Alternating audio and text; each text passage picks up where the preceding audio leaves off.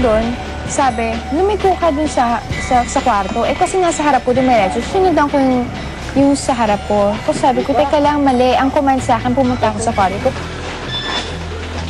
Ha? Ano to? Nakakainis naman kayo. Natutuwa na ako eh.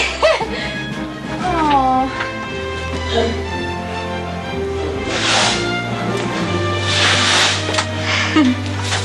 Halika! Kayo talaga. So, pasok ko doon. Kasi nakaporma pa ako. Sumandal pa ako. So, ba't may teddy bear? So, ba't may teddy bear doon? Tapos nakalagay, congratulations. Mission accomplished. Ang daya-daya niyo naman. Ang gagaling mo umarte. Kayo talaga. Paglabas ko ng, nung pinaka-back door, kasunod ko siya. So, andun yung willingness niyang, sumama talaga sa lakad. Lingid sa Kalaman Angel, bahagi pa rin ito ng kanyang training. Kaya't naging praktisado lahat ng galaw ng mga SWAT member upang makaiwas sa anumang disgrasya. Pero unang tumakbo sa isip ko na, sayang, akala ko nakasabak na ako sa totoong engkwentro.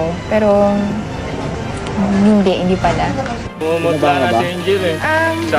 Hindi ko alam eh, kasi na-excite ako. Oo. Pero medyo kanabahan ako, nalaglag yung magazine ko. Wala akong bala, wala akong bala. Hindi ko alam kung pupupulong. Umatras ka daw, totoo ba yun? Umatras ka daw? Ha? Umatras ka daw doon? Pagka papunta rito? Nalaglag yung magazine ko eh. Ganon? Sa engkwentrong ito, pinatunay ni Angel na kahit sino, handa na ipagtanggol ng walang pag-aalinlangan.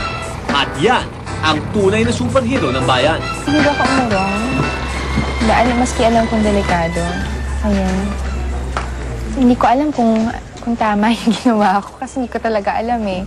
Pero siguro yung tapang.